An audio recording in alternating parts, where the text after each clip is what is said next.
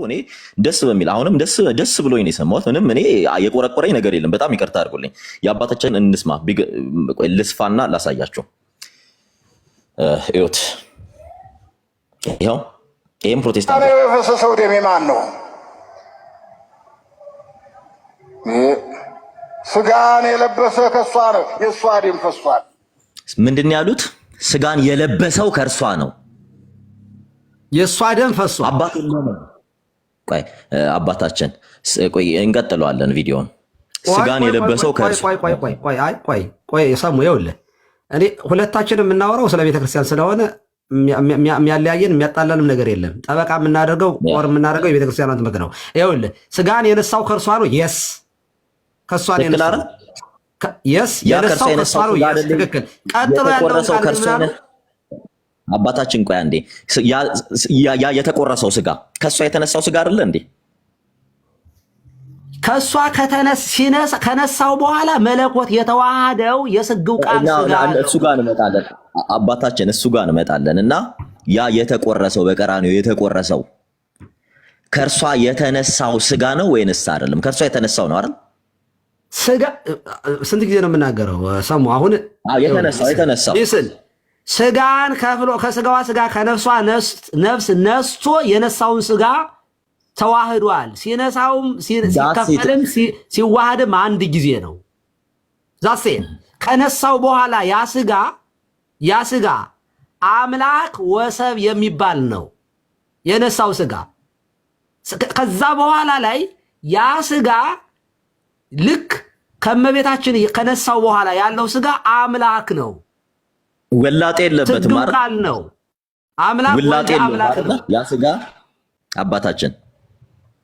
አቤት ውላጤ የለውም አይደል? ያ ስጋ ተለወጠ ማለት አልተለወጠም። በተዋህዶ ኦኬ፣ በተዋህዶ ሆነው በጣም ጥሩ። በተዋህዶ ከበረ ነው። አሁን እዚህ ጋር ያለ ቡአዴ ያለ ትድምርት እያለ yes ያለ ፍልጠት ያለ ቡአዴ እያለ ነው አይደል የምንናገረው? yes ትክክል። አሁን እዚህ ጋር ይሄን ኮንሰፕት ይዘን እንምጣ።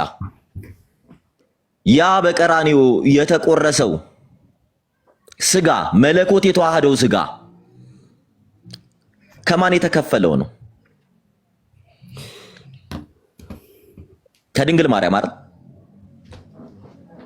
የነሳው ስጋ ከመቤታችን ነው። ከነሳው በኋላ ያ ስጋ የሱ ነው።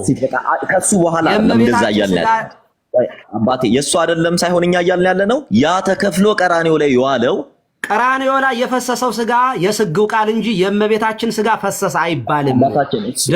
ስግው ቃል እሱን አይደለም እኛ እያልን ያለ ነው። ያ ስጋው ስለ መለኮቱ አይደለም እያወራን ያለ ነው አባታችን። ያ መለኮት ስለተዋሃደው ስጋ አሁን እኛ ምን አለ መሰሎት ይሄ ተከፍሎ ወይም ዱአሊዝምን እንድናምን እንደዛ አይደለም እኛ እያልን ያለ ነው። ያ ስጋ ቀራንዮ ላይ የዋለው ስጋ ከማን የተከፈለ ነው? ከድንግል ማርያም አይደለ?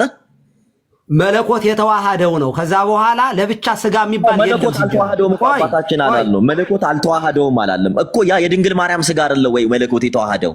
ጊዜ አለው። ከጊዜ በኋላ ከተከፈለ በኋላ ያ ስጋ የሱ ነው።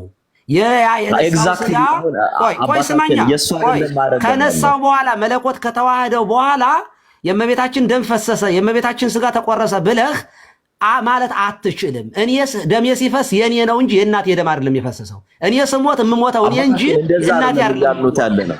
ሊስን እኔ ሲኦል ስገባ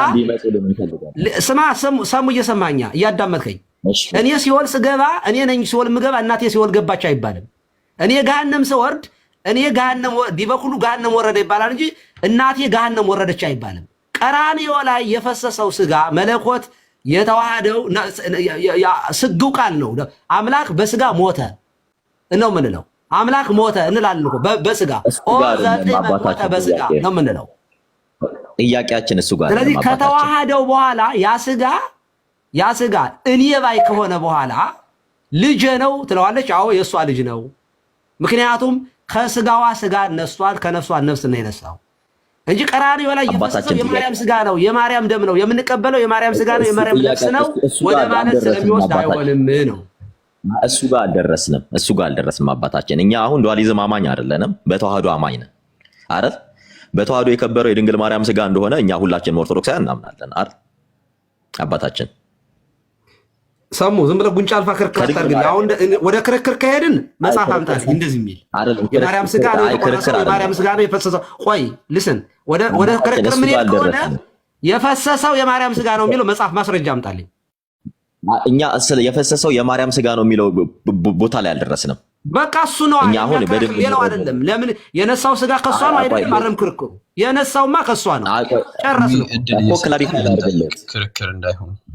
እሺ ቶሚ እየቀጠልከው እኮ ሰሙ ራስ ክርክር ለማድረግ ወይንም ደግሞ ዝም ብለህ በማይሆን ነገር አትከራከር። ይኸውልህ የነሳው ስጋ ከመቤታችን ጨረስን። እዚህ ጋር ይኸውልህ ከመቤታችን ከስጋዋ ስጋ ከነፍሷ ነፍስ ነስቷል። ዛሴት ሲነሳም ሲከፈልም ሲዋሃድም አንድ ጊዜ ነው። ከነሳው አስጨርሰኝ። ከዛ በኋላ ላይ ሄደህ ግን ከዛ በኋላ ጾመ፣ ጸለየ፣ ተራበ፣ ተጠማ ስንል አምላክ በስጋ ጾመ፣ አምላክ በስጋ ተራበ፣ ተጠማ ስግው ቃል ነው። ስጋው ደሙ የፈሰሰው አንዱ ስለ ሁሉ ነው የሞተ አንዱ ነው የሞተው አንዱ ስለ ሁሉ ሞቶ ሁሉን አዳነ። የምንበላው የተፈወስ ነው ያ በስግው ቃል ደም ነው እንጂ የማርያም ስጋ ነው። ቀራንዮ ላይ የፈሰሰው የማርያም ስጋ ነው። ቀራንዮ ላይ የተቆረሰው የማርያም ስጋ ነው ካልክ መጽሐፍ ብሄለ መጽሐፍም ሊሆን ይችላል፣ ብሄለ መምህራንም ሊቃውንትም ሊሆን ይችላል። መጽሐፍ መጥቀስ ያስፈልጋል። የለም እንደዚያ የሚል ቅዳሴውን ለዚያ ነው እኔ እንትን ዘነሳ እምግዝተ ኩልነ ድንግል በክሌ ማርያም ሆነ የሚለው ከመቤታችን የነሳው ስጋ የኢየሱስ ክርስቶስ ስጋ ነው የሚለው። ከመቤታችን የነሳው የጌታችን የመድኃኒታችን የኢየሱስ ክርስቶስ ስጋ አባታችን ያ ስጋና ደም የመቤታችን ነው አይደል? እሱ የነሳው ከሌላ ቦታ ዘመን ከመቤታችን የነሳው ስጋ ጌታችን ያ ስጋውና ደሙ የመቤታችን ነው አይደል?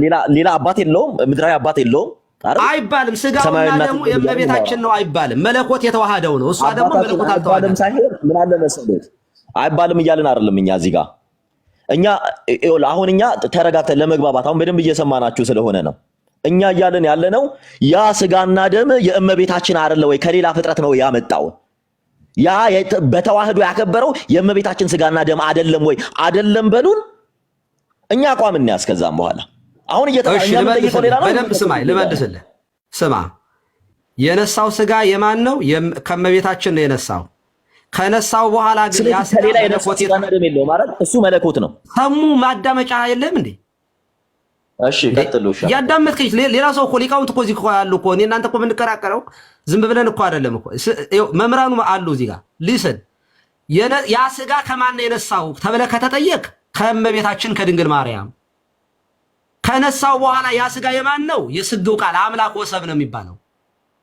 ከዛ በኋላ ያ አምላክ ወሰብ የተባለው ነው በቀራንዮ ላይ የተሰቀለው ደሙን ያፈሰሰው ስጋውን የቆረሰው የተፈወስነው በዚህ ነው።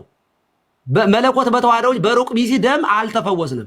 የሩቅ ቢሲ ደም አይፈውስም። እመቤታችን ሩቅ ቢሲ ናት፣ ሰው ናት። በቃ ምንም አምላክነት ያልተጨመረላት መለኮት ያልተዋሃዳት ሰው ናት። አባቶቻችን ይሄን አላሉንም።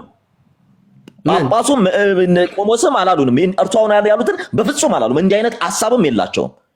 አሁን እኛ ምን ጠይቀው ሌላ ነው፣ የተባለው ሌላ ነው፣ የሚብራራው ሌላ ነው። በቃ ከሌሎች ጋር ሰሙ ቀጥል